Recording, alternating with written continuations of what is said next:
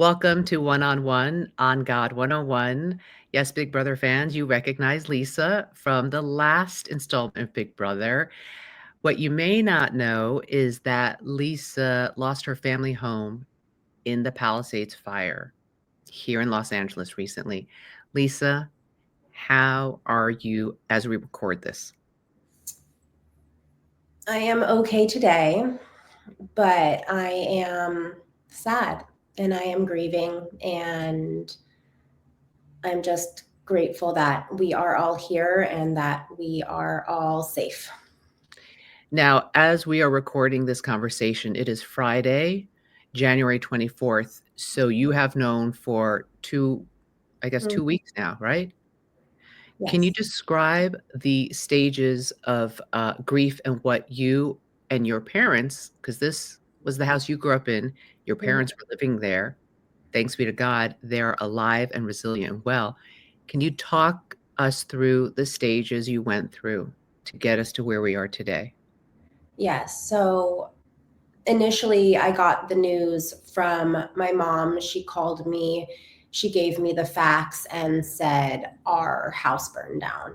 And I was very quiet, in shock, digesting the news that she had just given me. And the shock happens in a crazy way, especially when the unimaginable happens. And the only things I could think about when she told me were my stuffed animals, my family photos, and Miley Cyrus and her house burning down. Those were the only things in my mind. You know what? It sounds crazy, but it makes perfect sense. Because when you are hit with the unimaginable, you don't know how you're gonna react, and it's not like how you see on the films, right? Okay, now that we are 2 weeks out, Mhm. how are you feeling now? And if what are you grieving today, 2 weeks out from losing your family home? Yeah, it comes in waves. I am grieving the small things that pop up of, wait, do we have that? And then you're like, no, that's gone.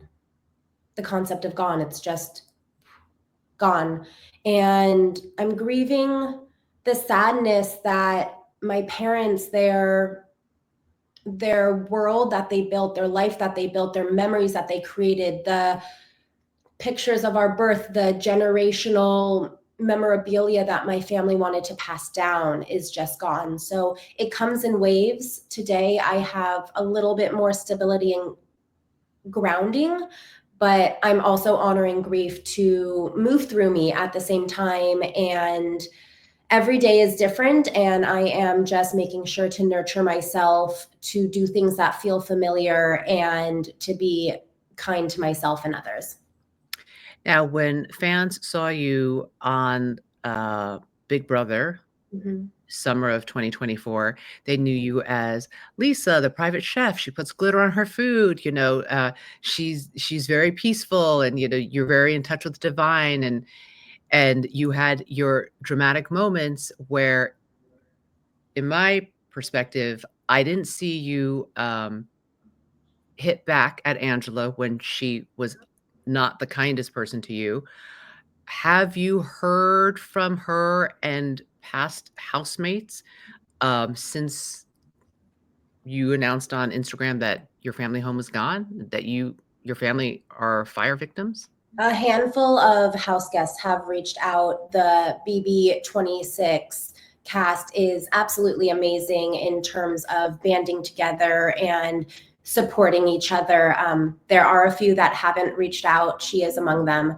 And I am just grateful for the people that have. Leah and Chelsea and Brooklyn were the first people to reach out. Tucker and Rubina have also done fundraisers and hands-on work, which has been amazing. And everyone, a few people have donated. T-Core has put my GoFundMe for my community on her page. So the kindness and love of the BB26 cast is amazing in the real world, outside of the house. No matter what we might endure, we are real people on the outside, and how people come together is really beautiful.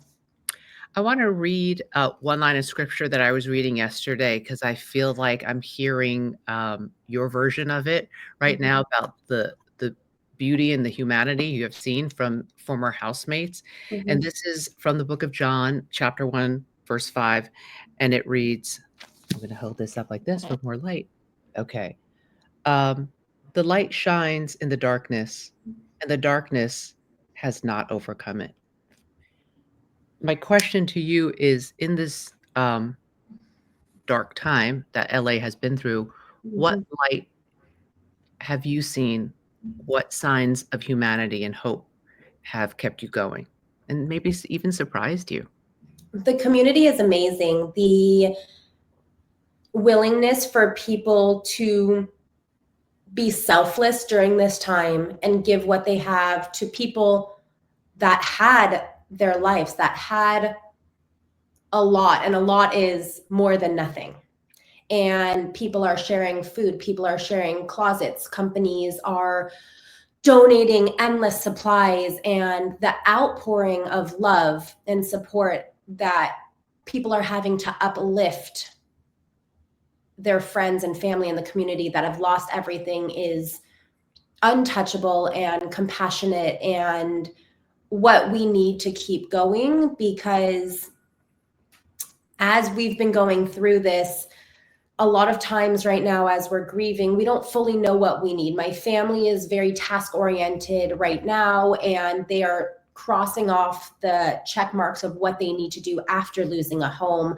I am, my company is going to be donating food to cook and help people in need while also simultaneously nourishing myself because I'm grieving at the same time.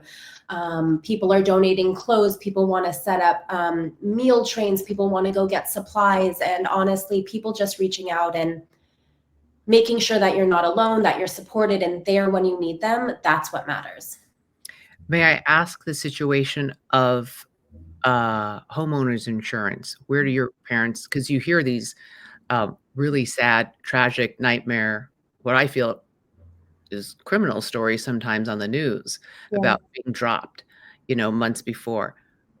Where are your parents with fire insurance, and were they insured? What's the story there? Yeah, my parents are, I'm so grateful. They have fire insurance and they have home insurance, and they are getting help in that way. And at the same time, there's hundreds, if not thousands, of families whose insurance companies dropped them before, and they have to rebuild from scratch without any help. And so they're relying on everyone around them. So it is a mind-boggling situation that everyone is in, and I just hope that everyone can rebuild, because home is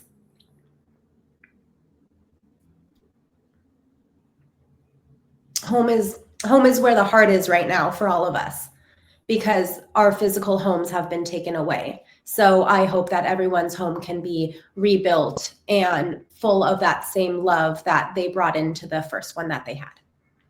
You mentioned the good work that your company is doing. Can you give a plug to the name of your company and tell us more? Yeah, Plates by Lisa is my catering company, and I nourish people with food. A lot of my clients have lost their homes. A lot of um, my community members need our help. And what I can offer in terms of my vulnerability and my story is also food during this time. So I will be cooking along with teammates and volunteers from my community to feed some of the community during this time, firefighters. Families that need it at donation centers, and just find people that need the same amount of nourishment that I do. Has going through this changed you? 100%. Tell me about that. It feels like, in a way, it's wiped the slate clean of just possibilities. And I think the small stuff, the trivial stuff, as my mom said when she called me and told me about this, is the trivial stuff doesn't matter. The little fights, the comments, the moments here and there that take away from what really matters. And what really matters, my dad sent me a really beautiful screenshot is just time, love, connection, being around people that give you light and give you love and the things that you want to do in life. So people need to just live their lives first with kindness, but do exactly what they want to do with life, because it could change in a minute and my whole town of the Palisades is wiped out within 12 hours. People had to evacuate in the blink of an eye and everything changed. So I don't want people to wait on their dreams or to put off, oh, I might want to go out for this job or this show or try out for Big Brother or go travel the world or start a company, whatever it is. I want people to do it because time is limited and your life is full of possibilities. Tomorrow is expected, but it is not promised. Exactly. Final question. You've seen this change in yourself. Have you seen it in others? And do you think it'll stick? I hope it sticks. I think people are going through their own waves of grief and processing. A lot of the people that have lost their home are dealing with the immediate. Some people that are slightly removed are recalibrating, if that makes sense. And I hope that I'm journaling a lot right now, and I am hoping that my feelings and thoughts, the ones that I want to stick, will stick. In the final minute or two, anything we didn't cover that you want to get off your heart and express here and now? A meditation teacher the other day said gratitude is the key, and it opens possibilities and creates opportunities. And while we practice gratitude now, and there are times where we will be rebuilding piece by piece, simultaneously we grieve and we are sad and we ride the wave of grieving a childhood home that we all lost, a childhood place, familiarity, and the things people lost and the memories and the moments. So the duality of it all is pretty evident right now. And I just want people to know that both can exist at the same time. And as I find my stability and as my community finds their stability, I know that we will do it step by step together. Lisa from Big Brother 26, private chef who loves glitter, and now survivor of the Palisades fire. Survivor, period. Thank you. Thank you for sharing my story.